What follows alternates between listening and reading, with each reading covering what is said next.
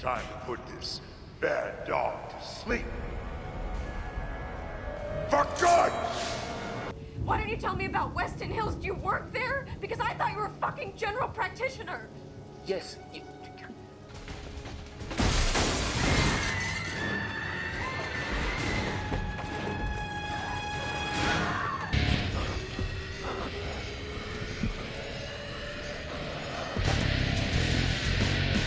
Growing up in the 80s and 90s, I absolutely feasted on horror. The slasher subgenre always was a steady comfort zone. Perhaps that was because my horror journey began on a night when there was a horror marathon of films that I decided to check out. Only, I couldn't bring up enough courage. At first, that is. Eventually, I said to myself, you have to just do it, and so I prepared to watch Friday the 13th, and yeah, I was hooked. Everything about the film drew me in, and from that point on, at 7 years old, I was a bona fide horror fan. I started to consume every horror film that I could. At our local video store, I'd rent 2 or 3 horror movies a week. By the late 80s, I was one of the many fans of the Nightmare on Elm Street and Friday the 13th franchise. It was a dream to have Jason battle Freddy one day on the big screen.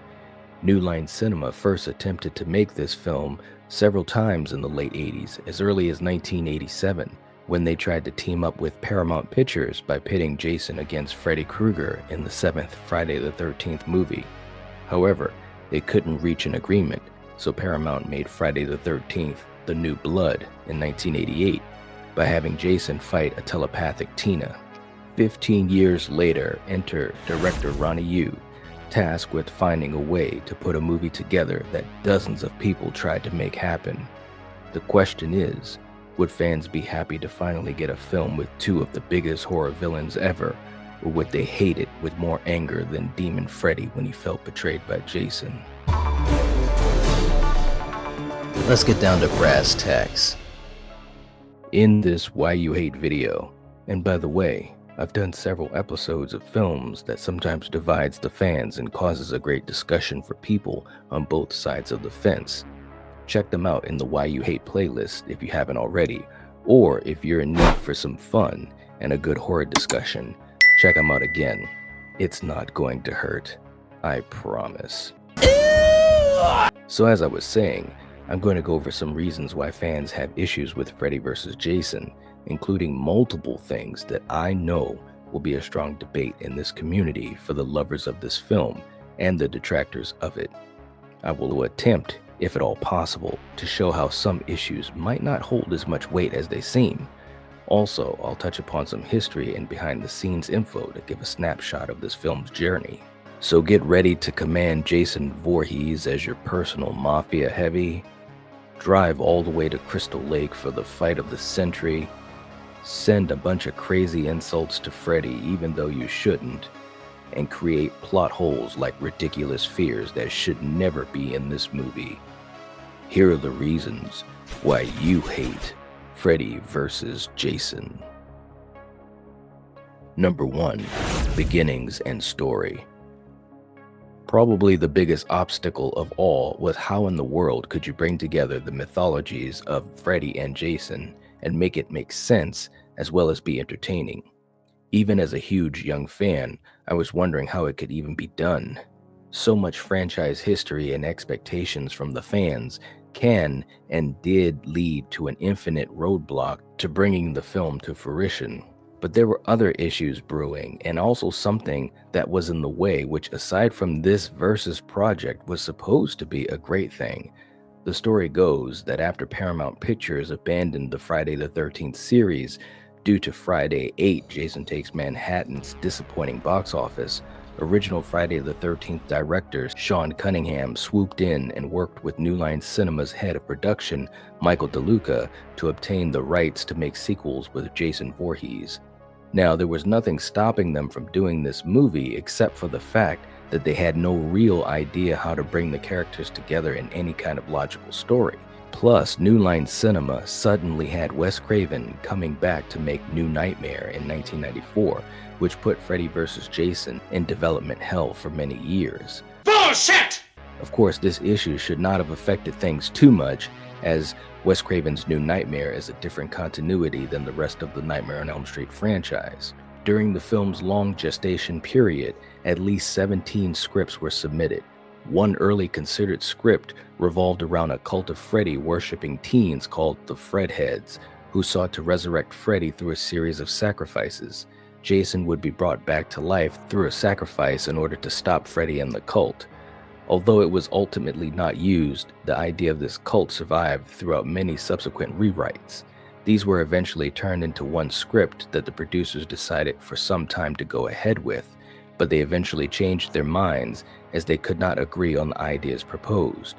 Eventually in 2001, Damian Shannon and Mark Swift came in to pitch their ideas without restrictions while they were working on another project for New Line Cinema.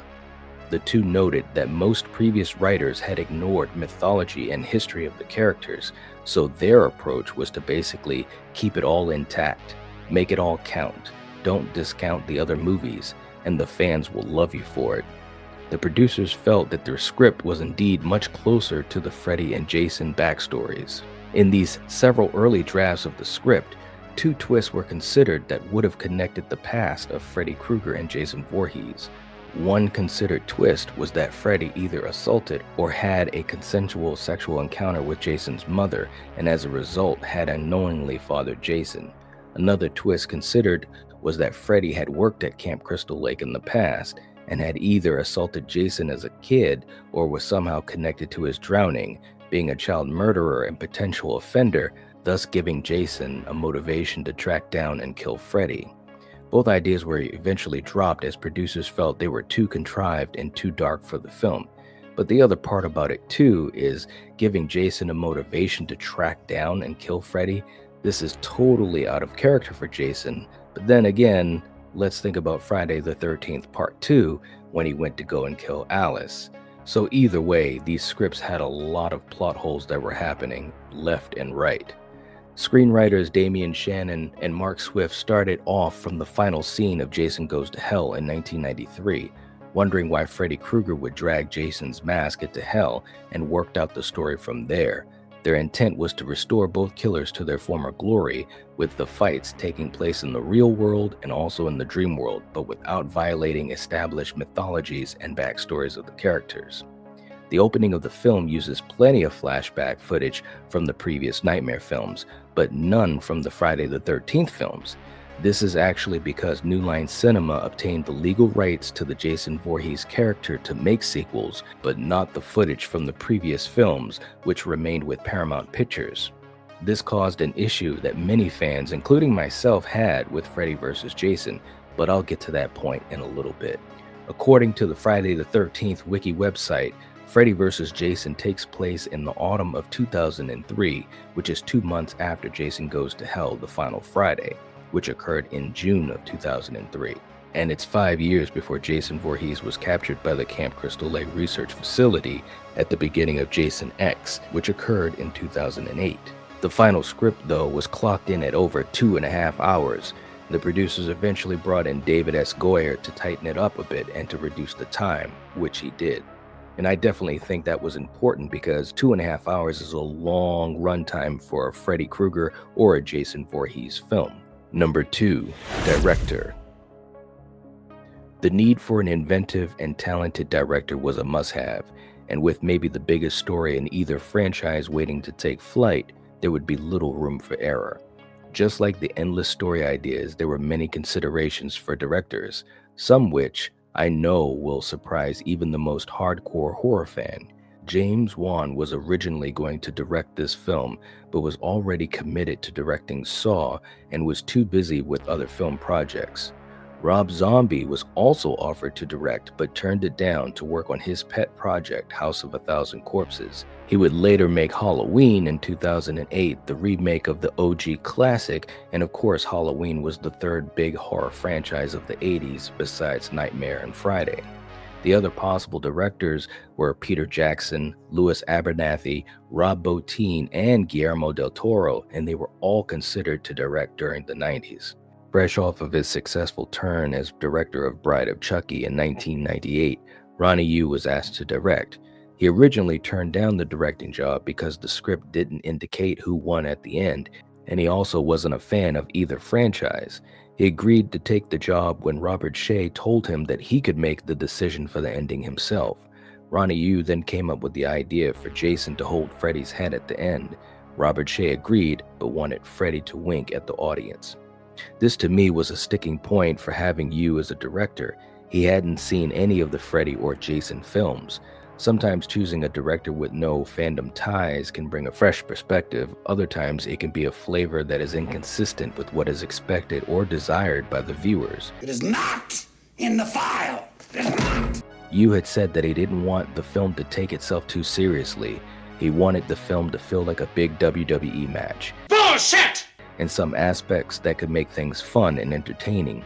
There are fans of this style that love the film having the over-the-top tendencies. On the other side of the fence, some feel as though the fear and horror were blatantly sidelined. This also extends to the look of the film, which, to be fair, had to aim for balance between the feeling of a Friday film and a nightmare film. According to Yu, one of his Hong Kong filmmaking styles he incorporated into this movie was using different camera speeds during the fight sequences in order to get the action impact. He also requested in his contract to have many script changes altered, like backstories for the characters, and even adding in plot holes like Jason being afraid of water. And you blew it! You blew it! There is absolutely no reason for Jason to have a fear of water. He went into the lake to chase victims several times in multiple films throughout the franchise. I understand that they were trying to show the opposite elements for Freddy with fire and Jason with water, but there were other ways to incorporate them without going against the logic shown previously. Number 3. No Kane Hodder. Okay people, let's address the elephant in the room. Get yourselves comfortable.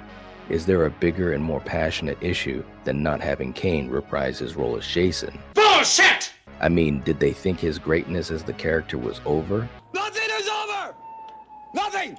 Kane Hodder, who had portrayed Jason in the previous 4 films featuring the character, was very keen on reprising the role, and he had even been given a copy of the final script. However, Jason was subsequently recast, with Hodder claiming that he had been kept out of the loop as to why. Now, this decision caused a lot of backlash from some Friday the 13th and Jason fans. Ronnie Yu explained that while Hodder was fantastic in the role, that he chose Ken Kirzinger for the part, as Kirzinger was slightly taller and broader than Hodder, thus giving more contrast with the much shorter Robert Englund as Freddy, and because he wanted a slightly different take on the character.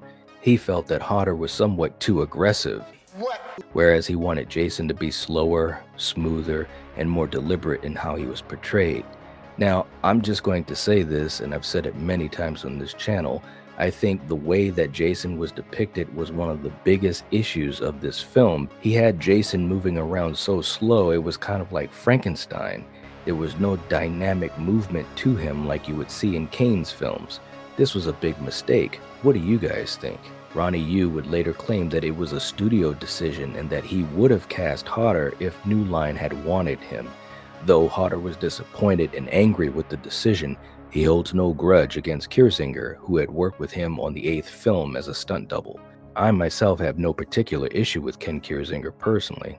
He was just portraying the character as he was instructed to do. Still though, I feel like it was a huge mistake. At this point, Robert Englund and Kane Hodder were big fan favorites. To think of what could have been. No legacy, no respect, no trust, liar. As tough as that was, here's another blow to the Friday legacy, which was made out of respect. According to Kane, C.J. Graham, who played Jason in Friday the 13th Part 6, Jason Lives, had a chance to reprise his role for this film after his agent suggested it to him. He declined the chance, as he was good friends with Kane and felt the film's producers were treating him unfairly by recasting the character. Good for you, CJ. Jasons have to stick together. On the other hand, or on the other glove, Freddy was given a very good story based on a lot of Elm Street mythology. This movie hinges on Freddy all the way through because he's the one bringing Jason back, only so that people will remember him and allow him to regain his power. Laurie is a final girl directly connected to Freddy through the death of her mother. I can't lie and say that it would be easy to balance the story between Krueger and Voorhees, but I do think that there are missed opportunities that would have brought the balance closer to 50-50. Number 4. Characters. 1428 Elm Street is the original house in which Nancy Thompson from A Nightmare on Elm Street in 1984 lived, and later Jesse Walsh in A Nightmare on Elm Street 2. The last time it was seen outside of a dream was in Freddy's Dead: The Final Nightmare. It was in shambles, but it has since been completely refurbished and is where Laurie Campbell lives in this movie. Christina Ricci was the first choice for Laurie and was offered the role, but she turned it down to appear in Monster in 2003. Katharine Isabelle was cast as Laurie, but then was dissatisfied with the character and asked for the role to be rewritten. When the production refused, the role was recast with Monica Keena, and the role of Gibb was created specifically to tailor to Isabel's request. Ultimately, with Keena getting the role of Final Girl Laurie, some people have said that they've had issues with her, although for me, I'm fine with her performance. She had a lot of things to do in this film and had a lot of good interactions with multiple characters. Plus, she definitely showed a lot of spunk in the finale, which is of course a very important aspect of a horror film, especially when you're talking about slashers. She's definitely not the worst final girl from either franchise, and this movie has many more glaring issues in my opinion than Laurie. We'll get to them shortly, but first let's get back to the moment at hand. Katharine Isabelle was good as Gibb, although I truly wish they gave her more to do. She has some interesting stuff going on with her boyfriend Trey, who was an absolute asshole. You son of a bitch! And this could have been explored, but unfortunately their relationship was played straight up without going any deeper. Now this could have added weight for Gibb as she deals with the emotional abuse of her jackass boyfriend. Speaking of Trey, and granted I'm not going to speak long, because obviously his death scene at around 13 minutes is the highlight kill of the movie. The bed kill was originally rejected though by New Line Cinema studio executives, but screenwriters Mark Swift and Damian Shannon fought hard for filming it. They acted it out on the floor to convince Ronnie Yu. After he liked the idea, the scene was filmed, and it turned out to be the biggest reaction of the audience during the test screening. Jason Ritter, the son of the legendary late-great John Ritter, played Will. He was the love interest of Laurie, and he immediately showed natural charisma. I also enjoyed his friendship with Mark. To be quite honest, both should have had more screen time. Kia was alright, had some decent moments, but also many cringy scenes, especially at the end with Freddy. Overall, this main group of characters together is fairly good, and it rivals a lot of the cast in previous entries throughout both franchises. Number 5. Unbalanced. According to Mark Swift, New Line Cinema producer Robert Shea, who had produced A Nightmare on Elm Street in 1984 and its sequels, seemed a bit more interested in the Freddy side of things, which made a huge elimination in their screenplay and in the film from the Crystal Lake Jason Friday the 13th side of things, and guess what? They succeeded. You fucking cockroach. This movie is a Nightmare on Elm Street sequel featuring Jason Voorhees. And you blew it! You blew it! It's absolutely easy to understand why Freddy would get the shine throughout the runtime.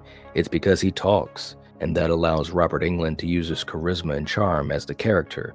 But truth be told, the mythology of Friday the 13th was lacking big time. We saw Jason kill a girl at Crystal Lake in the beginning of the film, which was absolutely awesome, but very, very short. He was used as a thug, and then the final battle was placed at Crystal Lake. That's about it. Shame on you, New Line. Shame on you. A battle is only as good as both of its combatants.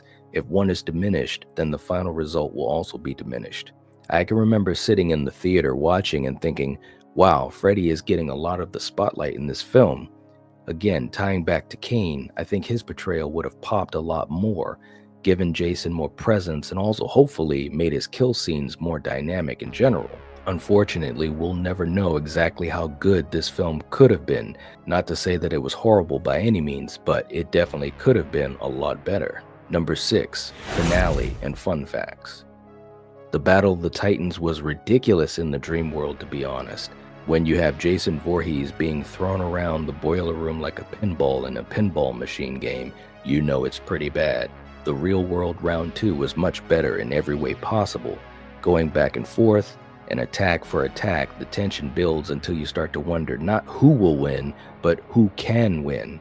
Laurie's stand against Freddy as the ultimate tag partner to Jason was a welcome moment, since Freddy had tortured her a lot throughout the whole movie. What's wrong, Laurie? It's your wake-up call. Many people still debate on who won. Jason is the one shown coming out of the lake, holding Freddy's severed head as it winks to the audience. Now you tell me, who came out on top? The finale was probably as good as it could be expected from a film that struggled to get made for years. All of this being said, there is so much history surrounding Freddy vs. Jason. In one early draft of the script called Jason vs. Freddy, written in 1994 by Brandon Braga and Ronald D. Moore, Jason Voorhees and his Friday the 13th movies are based on a real-life Jason who is neither a zombie nor deformed. This Jason has been captured and restrained by authorities and would spend much of the film on trial for his countless murders based on the O.J. Simpson trials. Bullshit! His defense lawyer would have been the lead character, and eventually Freddy Krueger manages to enter the real world through Jason's chest, somewhat similar to A Nightmare on Elm Street 2. Near the climax, Freddy starts a killing spree in a shopping mall, which is then set on fire. Its theater plays a new Jason movie titled Jason 2010, which features a cardboard cutout of a cybernetic Jason in a metal hockey mask. Through Freddy's powers, it comes to life, leading to a fight between Freddy and Jason. Some early scripts had abandoned concepts, including Freddy peeing on the Holy Grail, a boxing scene and a hockey scene, Freddy getting beamed by a satellite ray into the sun, Freddy needing to collect 13 dream demons to reinstate his powers, Alice, Jacob, and Tommy were to be main characters, having a wall constructed around Crystal Lake to keep people out. Camp Crystal Lake would have been torn down at the end. At one point in time, a sequel titled Freddy vs. Jason vs. Ash was considered, which would have included Bruce Campbell's iconic cult character Ash from the Evil Dead trilogy.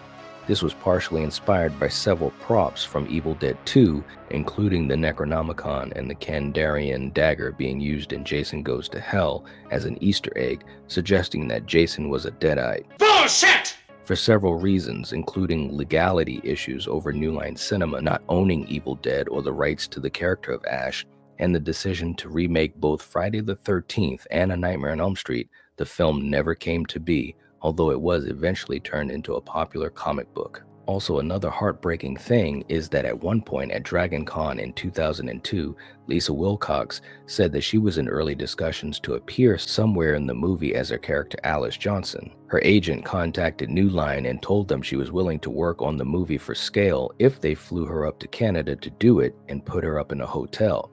However, the studio didn't go for it, and she was let go. So in other words, New Line did not think bringing back characters from either franchise was an important enough thing.